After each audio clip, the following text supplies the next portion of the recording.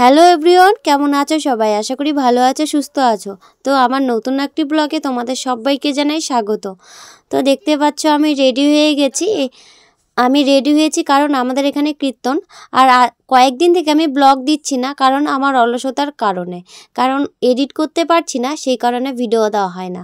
আর এই ব্লগটা কিন্তু 2-3 দিনকার আগে। তো দেখো, আমি কথা দিচ্ছি তোমাদের, নেক্সট দিন থেকে তোমাদের রোজ ব্লগ দেবো।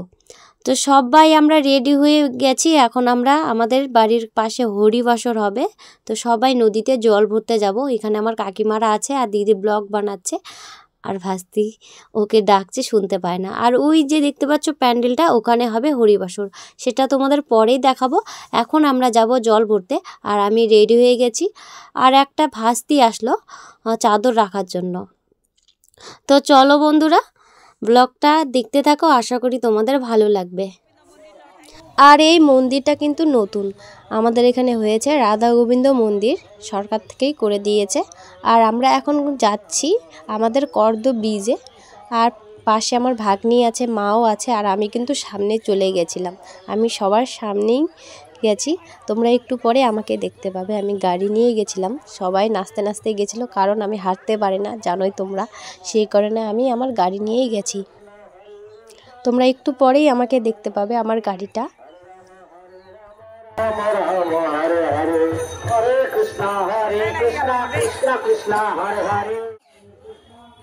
ওই যে দেখতে পাচ্ছ আমি গাড়ি নিয়ে ওখানে দাঁড়িয়ে আছি, ওটা হলো আমি। তো আমি সামনে, আর দিদিরা সবাই পেছনে ছিল, আর দিদি ভিডিওটা করে দিয়েছে, থ্যাংক ইউ দিদি ভাই। তো এখানে আমরা চলে এসেছি আমাদের যেখানে হরিবাসর হবে। তো সেখানে এসে অনেক নাচানাচি করলাম, সবাই জোর করছিল। তো দেখো আমার মা খুব আনন্দ করছিল, সবাই খুব আনন্দ করেছে।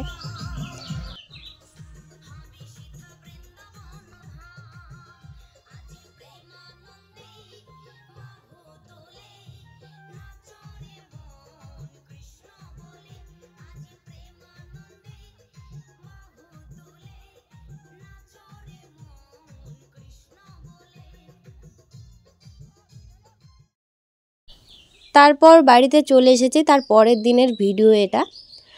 তো আমি পরের দিন সন্ধ্যাবেলা গেছিলাম কীর্তন শুনতে। 3 দিন ধরে কীর্তন হয়, তো তার পরের দিন দ্বিতীয় দিন। আর এখানে দেখতে পাচ্ছ আমি রাধা গোবিন্দকে একটু দোলনা দিচ্ছি। আর আমার খুব সর্দিও লাগছে বন্ধুরা, ভয়েস দিচ্ছি, প্লিজ তোমরা একটু ম্যানেজ করে নিও। তো এখানে রাধা গোবিন্দকে প্রণাম করে আমি এখন কীর্তনে চলে যাব। লাঠি পড়ে গেছিলো, মা তুলে দিচ্ছে। তো যাওয়ার আগে আমাকে কিন্তু তিলকও পরিয়ে দেবে পুচকিগুলো। আর তিলক পরলে কিন্তু মনটাও ভালো লাগে, দেখতেও ভালো লাগে, সত্যি মন থেকে বলছি, খুব ভালো লাগে। তো এখন যাচ্ছি কীর্তনের ভিতরে। আর প্রচুর লোক হয় আমাদের এখানে, অনেক অনেক লোক হয়, পুরো জায়গা ভরে গেছে। আমি তো ভেবেছিলাম জায়গাই পাবো না, তারপর দিদিভাই জায়গা ধরে রাখছিল, আগেই বলা ছিল। তো দিদিভাই আমার জন্য জায়গা রেখেছে, সেখানেই যাচ্ছি সামনে।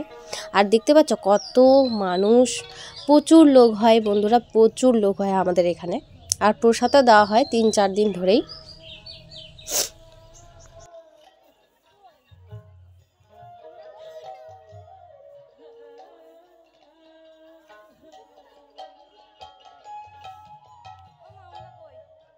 তো আমি জায়গা পেয়ে গেছি, দিদিরা যেখানে বসছিল সেখানে আমি বসে পড়েছি। খুঁজছিলাম অনেকক্ষণ দিদি ভাইদের। তো আর এখানে কীর্তন দল উঠে গেছে, সারাদিন কীর্তন হচ্ছে। আমি সন্ধ্যাবেলা এসেছি, সারাদিন আসিনি। আর একটা দিদা হয় কথা বলছে, আর ক্যামেরাটা ধরেছিল ভাগ্নি, তাই একটু প্রবলেম হচ্ছে, ক্যামেরাটা ঠিকভাবে ধরতে পারছে না, খুব নড়াচ্ছিল।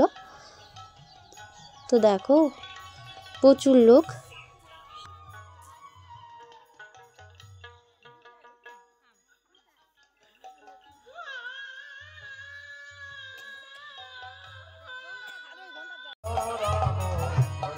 এখন হবে সন্ধ্যা আরতি, তো সবাই উঠে পড়েছে একটু আনন্দ করার জন্য। এখন হবে সন্ধ্যা আরতি।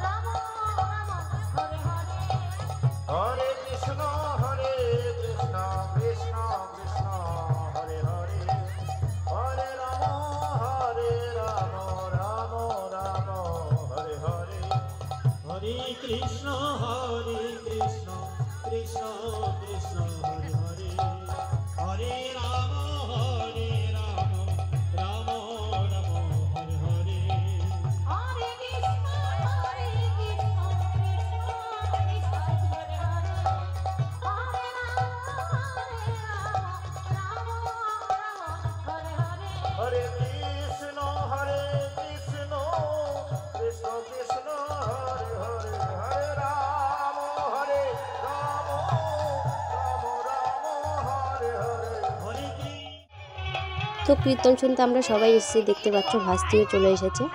ভাস্তি কিন্তু দেখেছিল কীর্তন, ঘুমায়নি একবারও। তারপর আমরা প্রসাদ খেতে চলে এসেছি, এখানের প্রসাদ দেওয়া হচ্ছে। আর প্রসাদে কী কী ছিল তোমাদের চলো শেয়ার করি। তো ভাগ্নি ধরেছে ক্যামেরা, ওকে বলছি চলে আয় ক্যামেরা নিয়ে।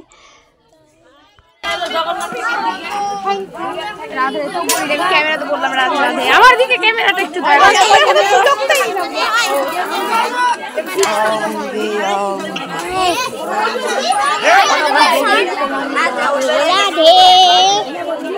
দূরে যাও, আমরা সিট পাইছি।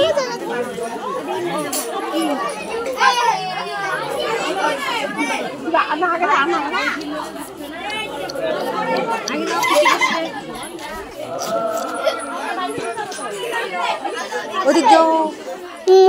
হাই হাই করে দে ক্যাটারিং, একটু ভাই হাই কর। আমাদের নিউ ক্যাটারিং, জুনিয়র ক্যাটারিং। আর কীর্তনে কিন্তু ছোট বড় সবাই কাজ করে, কেউ কাউকে ডেকে আনতে হয় না, সবাই মন থেকে আসে। আর এখানে আমি হাতটা ধুয়ে নিচ্ছি ভালো করে, কারণ খাওয়ার আগে ভালো করে তো হাত ধুতেই হয়, তোমরাও জানো। তো আমাদের এখানে কীর্তনে প্রসাদ দিয়ে দেয় ভাত, ডাল, ঘন্ট, সয়াবিনের রসা, পাঁপড় ভাজি। আর আমি যেহেতু সারাদিন আসিনি, তো রাত্রেবেলা প্রসাদ খাচ্ছি। আর দিদিরাও দিনের বেলা প্রসাদ নিয়েছে, আবার রাত্রে আমার সাথেও নিল, অল্প করে খেয়েছে। তো চলো বন্ধুরা, আজকের মতো ব্লগটা এখানেই এন্ড করলাম। ভালো লাগলে লাইক কমেন্ট শেয়ার করো। ফিরে আসছে আগামীকাল নতুন ভিডিও নিয়ে। আর আগামীকাল আবার আসবে কীর্তনের ব্লগ, তোমরা দেখতে থাকো, আশা করি ভালো লাগবে। তো চলো আমি প্রসাদটা গ্রহণ করি।